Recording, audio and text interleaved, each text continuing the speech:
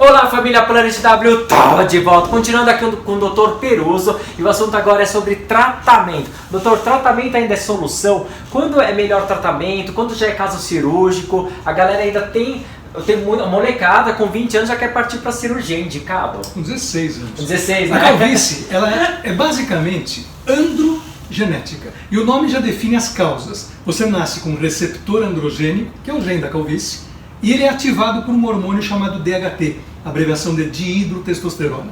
Essa transformação se dá em várias áreas do corpo, principalmente na glândula sebácea.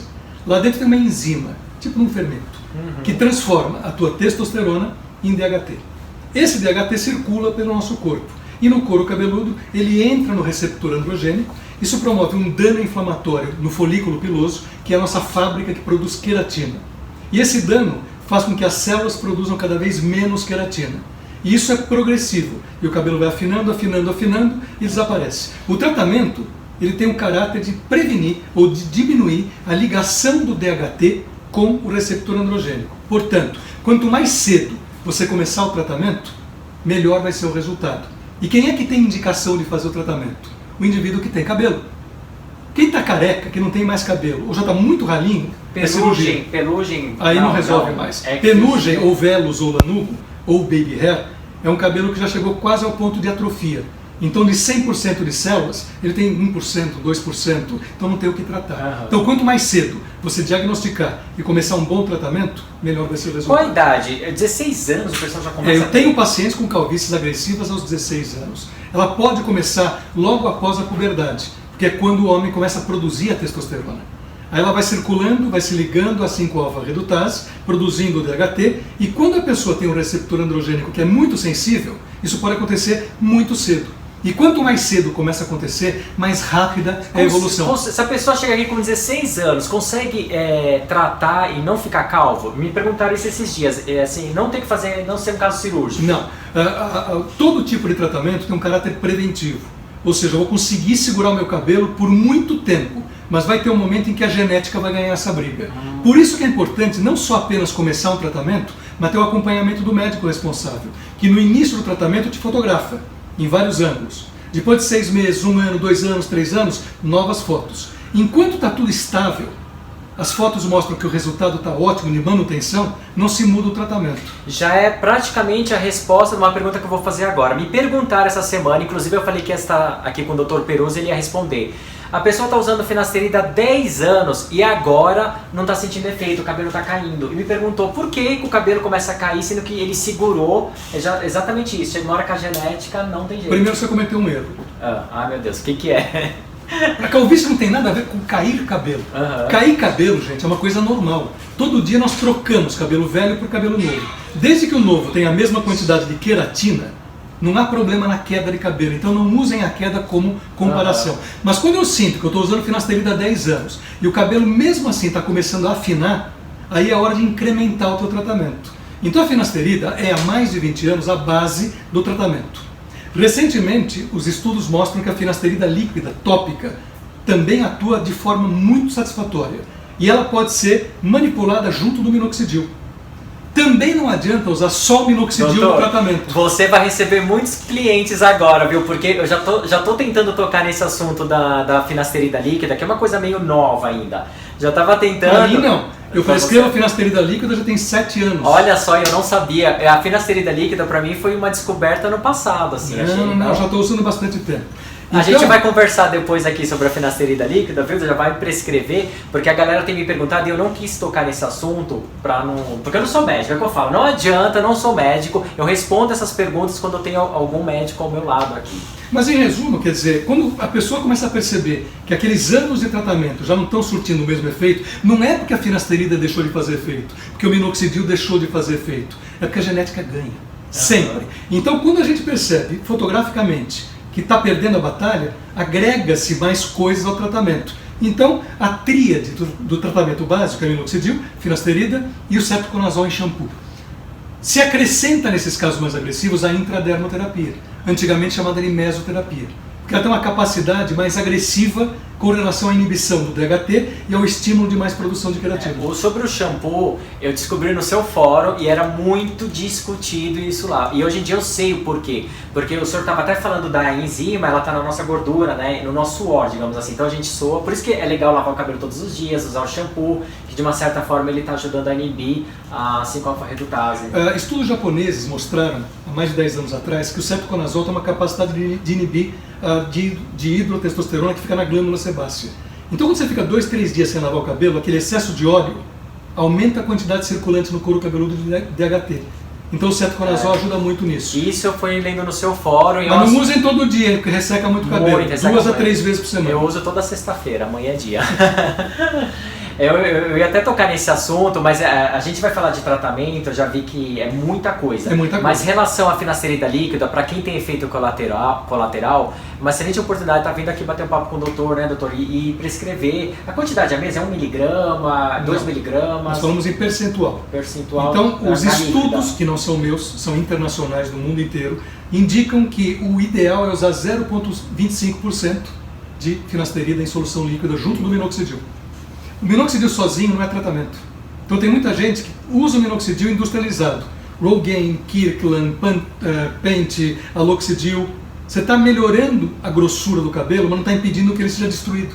Então você tem que sempre somar ao minoxidil ou a finasterida oral, ou líquida, ou injetável.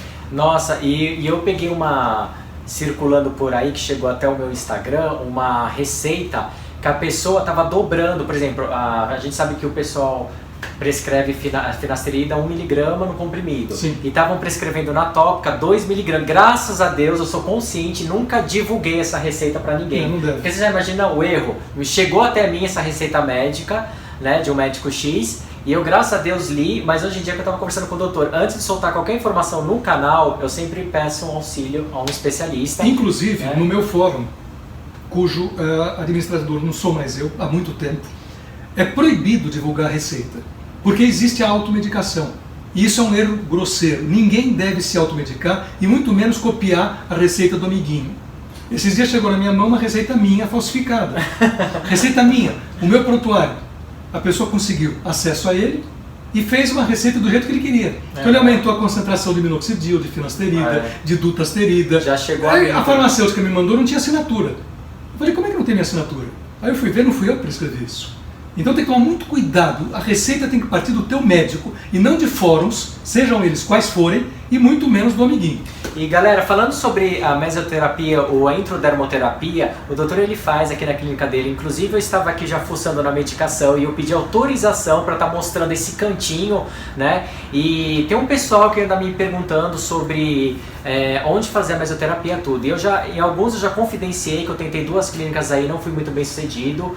E aqui eu pedi autorização para o doutor para estar mostrando a medicação. E eu acho que eu vou virar a câmera, vou mostrar? Já virei a câmera aqui, eu tô com a Aline. A Aline que está fazendo a aplicação da mesoterapia nos clientes do doutor. Aqui está o doutor. Doutor, vamos esclarecer sobre a intro e a mesoterapia aqui para a galera? Então o que acontece é o seguinte, às vezes você pode ter sido mal recebido, talvez porque a pessoa não quis dar o pulo do gato, não quis dizer o que ele faz. Eu, na verdade, eu seleciono as medicações de acordo com a necessidade de cada pessoa. Doutor, é importante fazer os exames médicos? Eu sempre falo na questão do DHT, da testosterona. Agora, exame médico não é para me dar o diagnóstico, é para eu ter um parâmetro do eixo hormonal normal de um paciente. Para ele entender que ao longo do tratamento, 6 meses, 1 ano, 2 anos, ao repetir os exames, eles estão estáveis. Então, quer dizer, não houve um crash hormonal que pode levar aos temidos efeitos colaterais. Entendi. Vamos mostrar aqui. Aqui nós temos os produtos que nós aplicamos aqui na clínica. Cada médico tem a sua própria melange, que significa mistura. Então tem médico que usa, por exemplo, só minoxidil.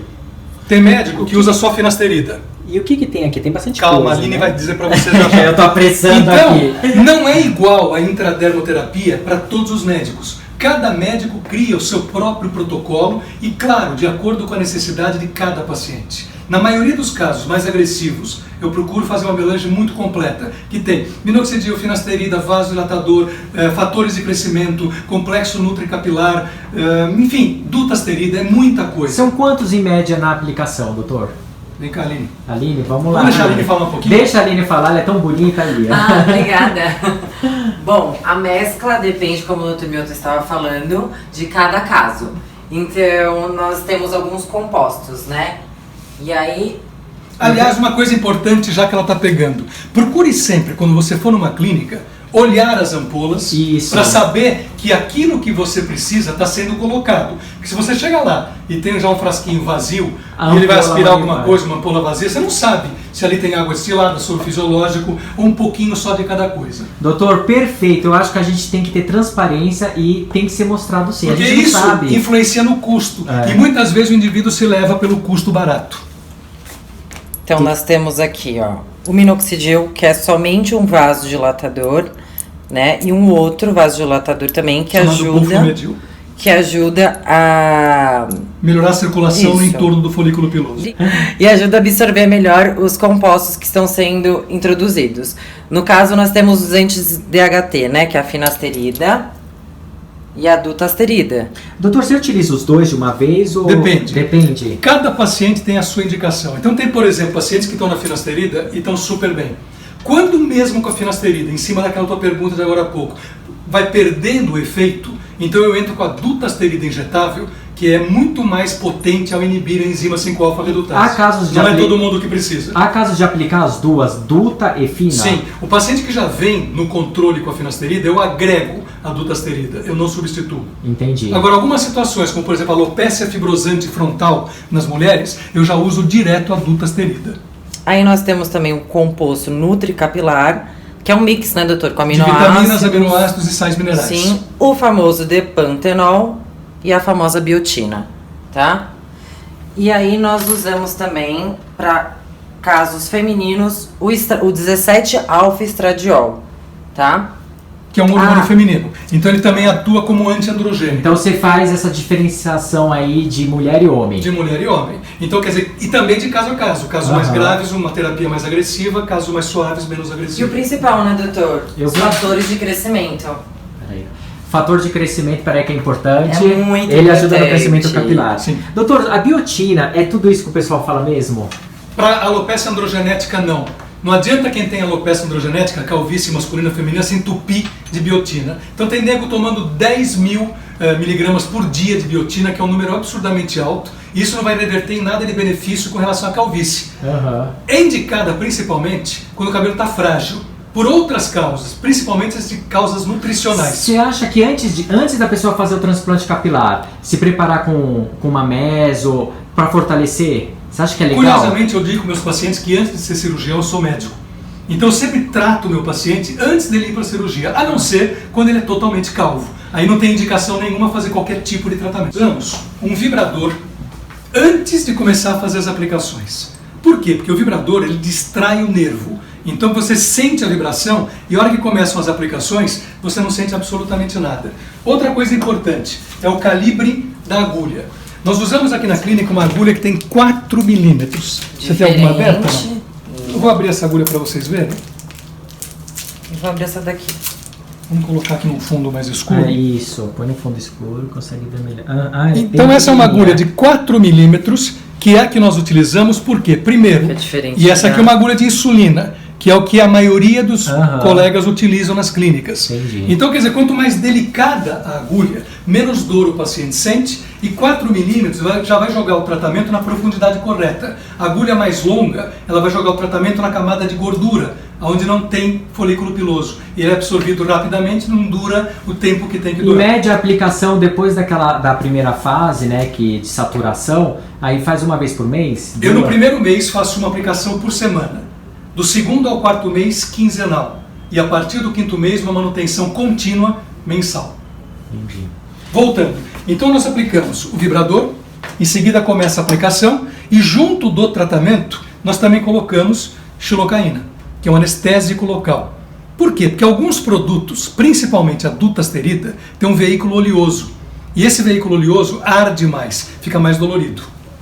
Aline, em média, quanto tempo o paciente leva aqui? Vem aqui, faz a aplicação? Em média, 15 minutos. 15 minutos. 15 minutos. Eu tava aqui na sala guardando o doutor, que eu cheguei um pouquinho mais cedo pra filmar, já tava vendo os cabeludos. Tem bastante homem cabeludo, né?